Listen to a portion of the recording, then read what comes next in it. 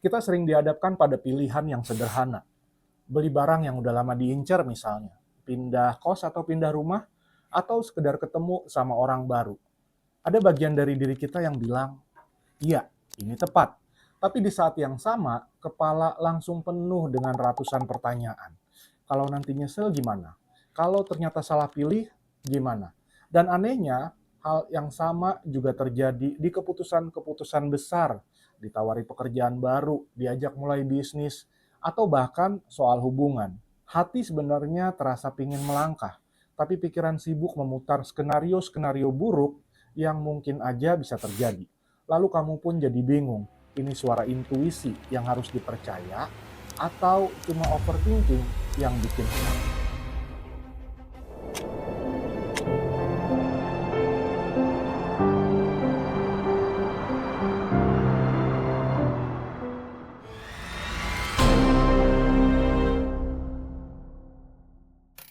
Ini sama seperti cerita William, salah satu anak Gen Z yang pernah saya temui.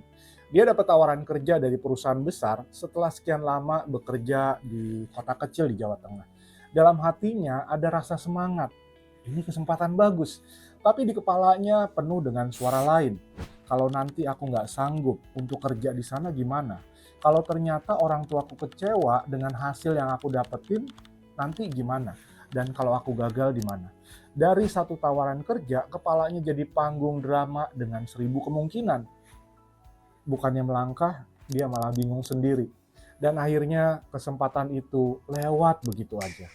Hal serupa juga sering muncul dalam kehidupan sosial. Ada teman saya yang diundang untuk nongkrong bareng. Hatinya bilang, ayolah ikutlah, ini jadi momen seru nih. Tapi kepalanya langsung menyerang. Kalau nanti aku jadi orang yang nggak nyambung pada waktu datang ke sana gimana ya? Kalau aku salah ngomong, kalau mereka sebenarnya nggak suka sama aku, nggak suka aku ada di sana, dan akhirnya undangan itu ditolak.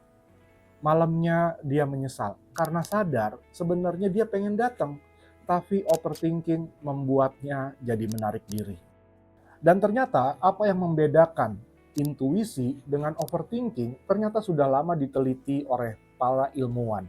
Daniel Kahneman di tahun 2011 dalam bukunya Thinking Fast and Slow menjelaskan teori dual proses.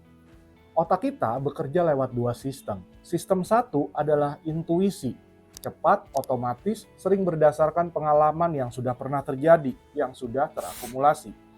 Sistem 2 adalah analisis. Ini lebih lambat, logis, tapi juga bisa bikin kita terjebak kalau dipakai secara berlebihan.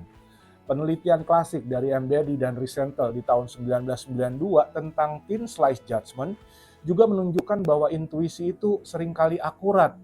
Mereka memperlihatkan potongan video singkat, kurang lebih beberapa detik, tentang interaksi orang lain kepada partisipan, lalu diminta menilai kepribadian orang tersebut. Hasilnya mengejutkan.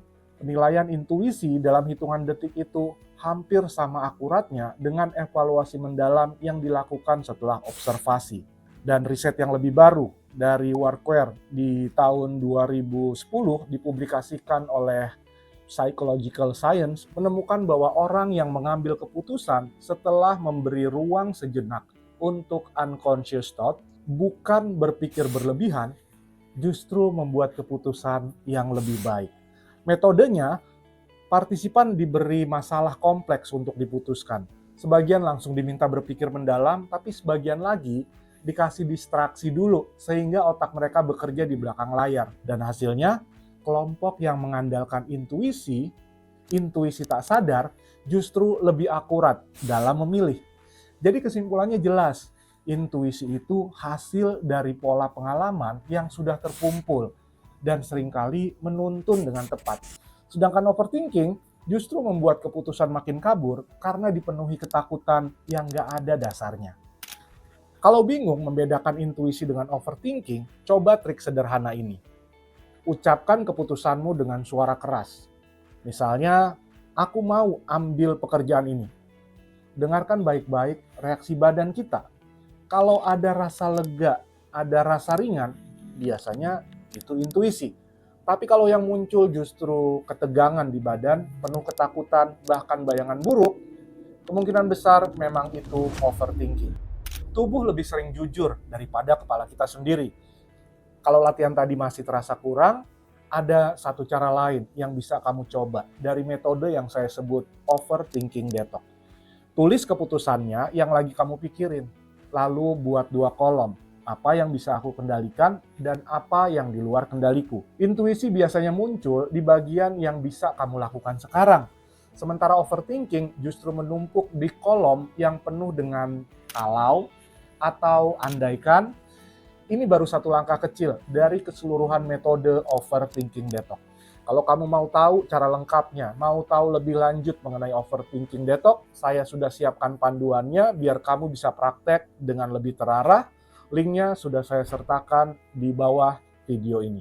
Kalau sekarang saya duduk berhadapan dengan kamu, saya akan tanya satu hal. Selama ini, keputusan besar apa yang pernah kamu sesali karena terlalu lama menimbang? Saya akan tanya lagi ya. Ada nggak keputusan kecil yang ternyata membawa kamu ke arah yang baik justru karena kamu percaya sama suara hati kamu? Kalau jawabannya ada, dan saya yakin kamu bisa menemukannya, maka sebenarnya kamu sudah tahu caranya untuk membedakan antara intuisi dengan overthinking. Pertanyaannya tinggal, kamu mau latih suara yang menenangkan itu atau tetap membiarkan suara ribut di kepala yang mengambil alih? Yang mana pilihan kamu? Intuisi dan overthinking itu ibarat 2 suara di dalam diri kita.